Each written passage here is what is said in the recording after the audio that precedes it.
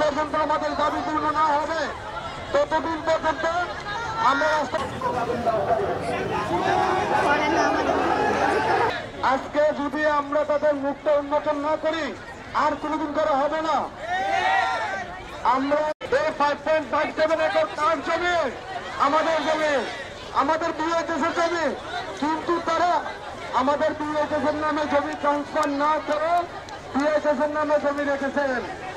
এসেছি, তারা আমাদেরকে অনেকভাবে বোঝানোর চেষ্টা করছে যে আমাদের এখান থেকে সরিয়ে অন্য জায়গায় দিবে, কিন্তু আমরা সেটা চাচ্ছি না। আমাদেরকে যেই ক্যাম্পাস তারা অ্যাডমিশনের টাইমে প্রমিস করেছিল আমরা সেই ক্যাম্পাসটাই চাচ্ছি।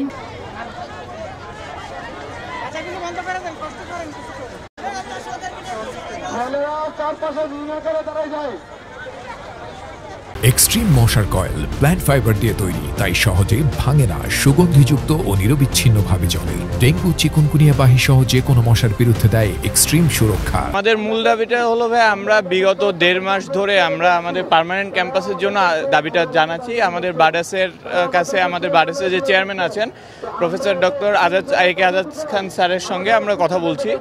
আমরা বিগত 1.5 মাস ধরে তাদের সাথে শান্তিপূর্ণভাবে এবং তাদের সাথে নেগোসিয়েশনের মাধ্যমে আমরা বিভিন্ন ধরনের আমাদের আশ্বাস দেওয়া হয়েছে যে না, আমরা তোমাদের এই পার্মানেন্ট ক্যাম্পাস দিয়ে দিব। আমরা যখন ভর্তি হয়েছিলাম আমাদের তখন বলা হয়েছে এই 5.57 একর জমিটা পুরোটাই আমাদের নিজস্ব, কিন্তু পরবর্তীতে ইউজিসিতে আমাদেরকে করা হয় রেড লিস্টেড, যেটা 2022 সালে প্রথম নোটিশ আছে, সেটা আজাদ স্যার সহ আরও বাডাসের বিভিন্ন লোকজন সহ সেটা আমাদের থেকে হাইড করে, যার ফলে আমাদের একবারে ফাইনালি আমাদের ডিসেম্বরে আমাদের এটা শেষ পর্যন্ত চলে আসে যে আমাদের লাস্ট ডেট হলো ডিসেম্বর পর্যন্ত। কিন্তু তারা এখন ছলচাতুরি করে আমাদের বলতেছে যে তোমাদের অন্য জায়গায় আমরা এই ক্যাম্পাস দিব, কিন্তু সেখানে আমাদের কোনো ইনফ্রাস্ট্রাকচার দিবে না।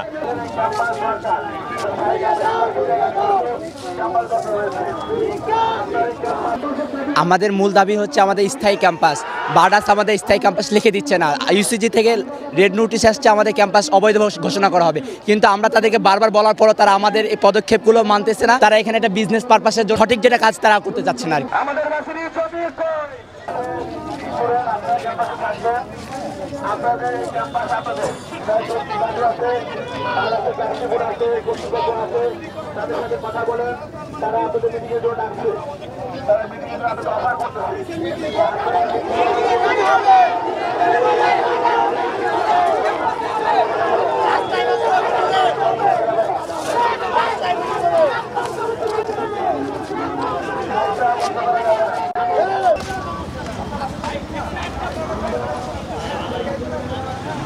চ্যানেল বললে প্লিজ।